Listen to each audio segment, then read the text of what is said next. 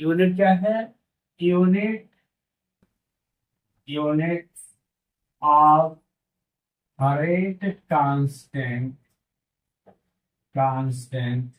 Unit of rate constant for different order, different order के लिए rate constant के की यूनिट। ओके, तो let us see here students, we are considering a general equation a plus b gives out c to c and d rule of day. So a rate of reaction can be written like rate equal, no, rate equal k a की power a और b की power b। ये हम लोगों ने पहले ही discuss कर रखा, ठीक है। किसी भी रिएक्शन का रेट ऐसे लिखते हैं। अब देखिए यहाँ पे हमने क्या कहा, रेट कांस्टेंट के की यूनिट हमको निकालें। के की यूनिट कैसे निकालें, तो के इक्वल क्या हो जाएगा, देखो आप, रेट अपान क्या हो गया, रेट अपान ए की पावर ए और बी की पावर बी। ध्यान देना। अब यहाँ पे हमें इसको हम लोग ऐसे लिख सकते हैं कि रेट रेट इनटू 1 ए की पावर ए एंड बी की पावर बी, ए की पावर ए एंड बी की पावर बी। अब देखिए यहाँ पे रेट रेट किसका, रिएक्शन रेट है। तो अगर हम लोग यहाँ पे देखें कंसंट्रेशन टर्म यूज करते हैं, तो क्या कर देंगे, कंसंट्रेशन टर्म यूज करेंगे। तो यहाँ हम लोग रेट में क्या लिख सकते हैं, रेट ध्यान देना है, concentration change in concentration per unit time. तो हम लोग इसको क्या कर सकते हैं, कंसंट्रेशन अपॉन टाइम, ध्यान देंगे, इसको ध्यान देना है, concentration upon time upon into 1 ए की पावर ए और बी की पावर बी। अब ध्यान देना है यहाँ पे, यहाँ देखो ए की पावर ए और बी की पावर बी, हम लोग इसे क्या ऑर्डर ऑफ रिएक्शन कहते हैं। तो यहाँ पे ऑर्डर ऑफ रिएक्शन कैसे निकालते हैं, एन इक्वल ए प्लस बी।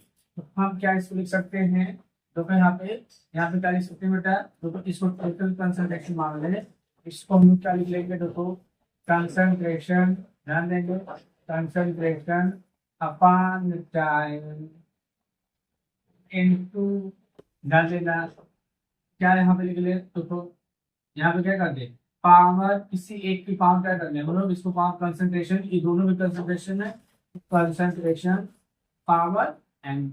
अब देखो यहाँ पे थोड़ा सा और देखना आप लोगों को, क्या देखना, देखो तो यहाँ पे हम लोग क्या देख रहे हैं, देखो इसको हमने लिखा कंसंट्रेशन अपॉन टाइम और ये भी क्या हो गया, कंसंट्रेशन पावर। तो ये भी क्या है, concentration of reactant A and concentration of reactant B है, ठीक है। तो इनका अगर हम लोग क्या मान लें, सम क्या हो गया, एन हो गया, क्योंकि हम ऑर्डर ऑफ रिएक्शन पढ़ चुके हैं। जो इसका पावर होता है, कंसंट्रेशन का पावर का अगर सम करते हैं तो ऑर्डर ऑफ रिएक्शन आ जाता है, ठीक है। अब देखिए यहाँ पे हम लोग क्या लिख लें, कंसंट्रेशन का एसआई यूनिट क्या है, एसआई यूनिट क्या है बेटा, एसआई यूनिट क्या है, मोल पर लीटर, क्या है, मोल पर लीटर, ठीक है। और टाइम का एसआई यूनिट क्या है, टाइम का एसआई यूनिट क्या है, देखेंगे यहाँ पे क्या है, सेकेंड है, ठीक है। अब देखिए यहाँ पे, तो इस वैल्यू को हम लोग इसको एसआई यूनिट में कन्वर्ट कर लेते हैं।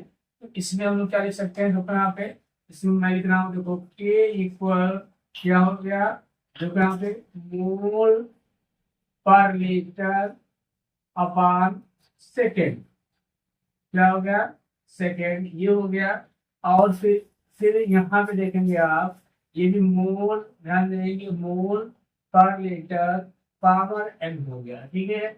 अब हम लोग क्या कर सकते हैं, देखो दोनों इसको हम लिख सकते हैं के इक्वल, ध्यान देना यहाँ पे, मोल क्या हो गया, लीटर पावर 1 लिख सकते हैं, अपॉन सेकेंड हो गया, इंटू 1 मोल पर लीटर पावर एन हो गया। अब इसको ऐसे लिखा जा सकता है, ध्यान देंगे, ये क्या हो गया, देखो मोल, ध्यान देंगे, मोल पर लीटर 1 माइनस एन अपान सेकेंड, या के यूनिट अगर हम लोग लिखते हैं, ध्यान देंगे के की अगर यहाँ पे यूनिट लिख रहे हैं तो के की यूनिट क्या मिलेगी, यहाँ पे ध्यान दे दो, के की यूनिट क्या मिलेगी बेटा, देखो यहाँ पे के की यूनिट क्या मिलेगी, देखो मोल, ध्यान देंगे पर लीटर 1 माइनस एन क्या होगा, सेकेंड इनवर्स, ये के की यूनिट होगी, तो ये के की यूनिट होगी। अब इसके हेल्प से हम लोग डिफरेंट आर्डर के लिए रेट कांस्टेंट के की वैल्यू कैलकुलेट करेंगे। तो चलो हम लोग डिफरेंट आर्डर के लिए रेट कांस्टेंट की वैल्यू कैलकुलेट कर सकते हैं। रेट कांस्टेंट के देखो यहाँ हम लोग के की वैल्यू कैलकुलेट कर रहे हैं तो क्या मिलेगा आपको, देखते हैं यहाँ पे, जहां पे इसमें एन क्या है, आर्डर ऑफ रिएक्शन क्या है, एन क्या है, आर्डर, हम फार्मूला लिख रहे हैं, देखो मोल, ध्यान देंगे per litre 1 minus n second inverse.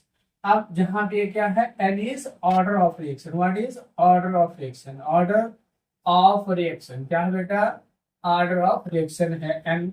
अब देखो यहाँ पे हम लोग कह रहे हैं कि मान लीजिए जीरो ऑर्डर क्या है, जीरो ऑर्डर के लिए के की यूनिट क्या होगी, तो इसी से हमें कैलकुलेट करना है, क्या हो जाएगा, देखो के इक्वल मोल per litre 1 minus zero second inverse, ये आपका सॉल्व करेंगे तो जीरो क्या हो जाएगा, मोल per litre power 1 second inverse, इसको हम लोग पुनः सॉल्व करेंगे, क्या हो जाएगा, मोल पर लीटर सेकेंड इनवर्स, ये किसका होगा, फॉर जीरो ऑर्डर के लिए रेट कांस्टेंट की वैल्यू ये आपकी होगी।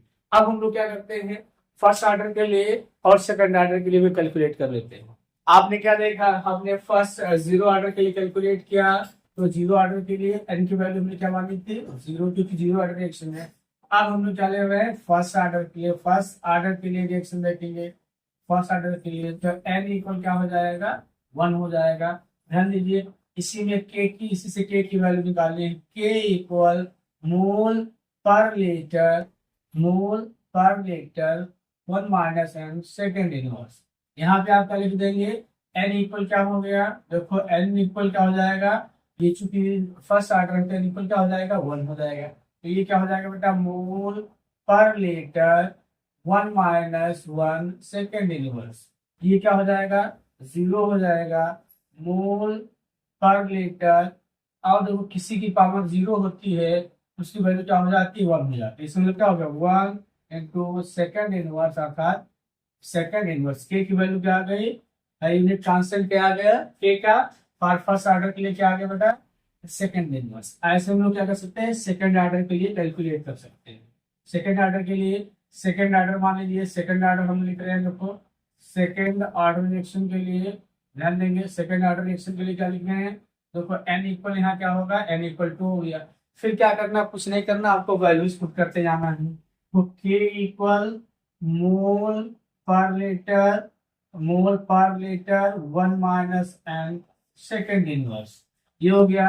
फिर के इक्वल क्या हो जाएगा, एन की वैल्यू यहाँ पे क्या रखेंगे, 2 रख दीजिए, क्या मिल जाएगा, मोल per litre 1 minus 2 second inverse, के इक्वल क्या मिलेगा, मोल per litre, mole per litre ये क्या हो जाएगा, माइनस पावर सेकेंड इनवर्स, इसका आप मल्टीप्लाई करोगे तो यहाँ पे मल्टीप्लाई, तो के की वैल्यू क्या मिल जाएगी, ध्यान देना, mole inverse litre power 1 second inverse. तो ऐसे हम लोग इस फार्मूले का यूज करके किसी भी आर्डर के लिए रेट कांस्टेंट की वैल्यू कैलकुलेट कर सकते हैं। अगर ये वीडियो आपको समझ में आया है तो आपको इस चैनल को सब्सक्राइब करना चाहिए, या आप पुराने हैं तो इसको आप कमेंट करके बताएं कि पढ़ाने का तरीका क्या है, आपको बातें समझ में आ रही है कि नहीं आ रही।